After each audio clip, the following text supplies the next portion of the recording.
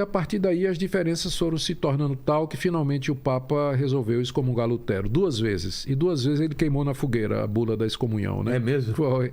Nossa. E o que veio a partir daí de Lutero?